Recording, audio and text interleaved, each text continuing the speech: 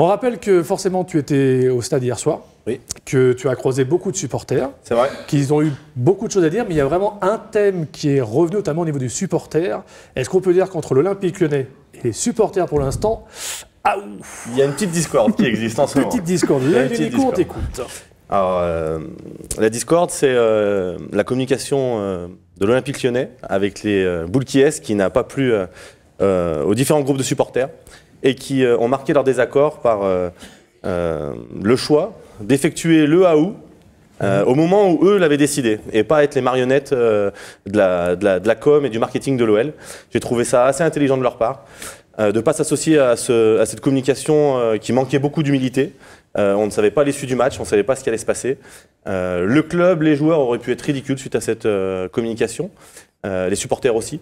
Et du coup, j'ai trouvé assez bien de leur part de prendre de la distance, de prendre de la hauteur et de ne pas devenir les marionnettes et les pantins de l'Olympique Lyonnais sur ce coup-là. Alors je rappelle juste que l'Olympique Lyonnais a envoyé à tous au Paris Saint-Germain des bouchons d'oreilles rouges et bleus en disant vous n'êtes pas habitués chez vous à avoir un stade qui vibre, vous allez voir chez nous à quoi ça ressemble. Il y a une vidéo qui a été faite derrière et du coup c'est ce qu'on peut appeler communément un bad buzz sur les réseaux sociaux. Ça a été très compliqué. Exactement, c'est surtout le service marketing de l'Olympique Lyonnais. Depuis l'arrivée du Parc OL, l'Olympique Lyonnais a beaucoup recruté, et notamment des responsables au niveau du marketing.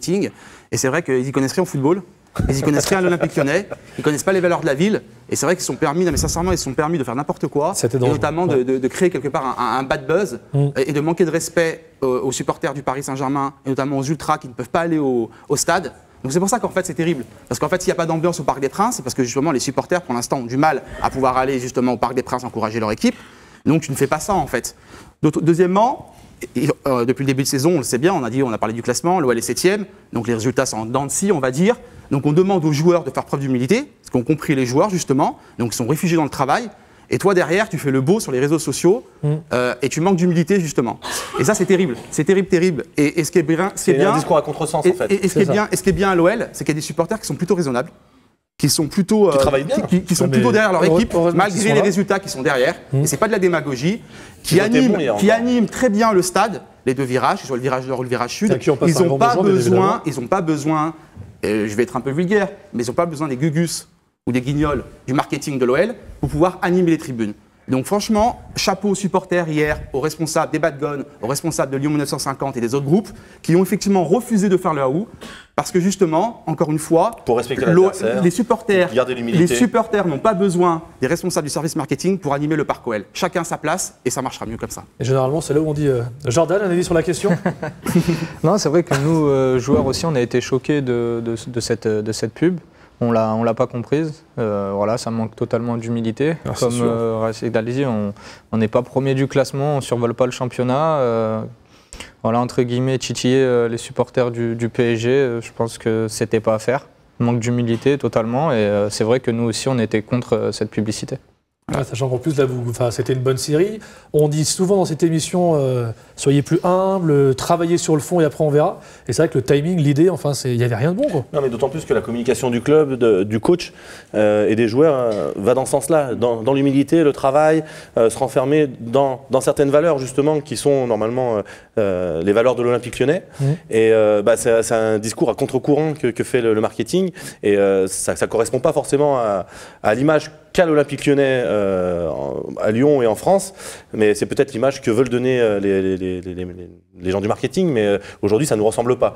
C'est pas judicieux. Voilà, c'est pas judicieux de faire ça, exactement. Non, c'est pas judicieux. Tu peux faire de l'argent. En plus, les supporters lyonnais ont bien compris qu'aujourd'hui, le modèle olympique lyonnais, Parc olympique lyonnais, bien évidemment, il faut faire de l'argent et c'est normal. Il y a les loges pour ça, mais laissez encore une fois les virages. Le football, c'est un sport populaire. Laissez les virages, ils vont animer, ils vont faire des tifos, ils vont faire de l'animation. Ils n'ont surtout pas besoin, encore une fois, du marketing pour animer ce stade de Parc OL. Parce que le tifo encore d'un trou était incroyable. Ouais, le tifo, etc. C'était travail, l'ambiance. Non, mais ils y passent du temps et ça, du coup, c'est pas. Non, mais comme dit Razik, c'est un sport populaire avec tout un tas de populations qui se mélangent. Oui. Voilà, c'est plutôt bien, ça fédère. Le stade est un endroit de rencontre et on n'est pas pas là pour, même si c'est bien de chambrer l'adversaire, mais on n'est pas là pour diviser les gens. Ouais. Tu peux le faire de façon peut-être plus intelligente et plus drôle. Là, exactement. Et il fallait juste pour conclure cette rubrique, souligner justement, j'ai bien aimé l'attitude des joueurs à la fin du match, justement, qui ont été encore une fois salués. C'est important de le faire, ça compte, ça leur tient à cœur justement aux supporters lorsque vous allez les saluer, que ce soit à domicile ou à l'extérieur.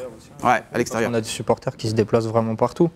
Donc je pense que c'est la moindre des choses, que peu importe le résultat sur le terrain, d'aller les saluer à la fin du match.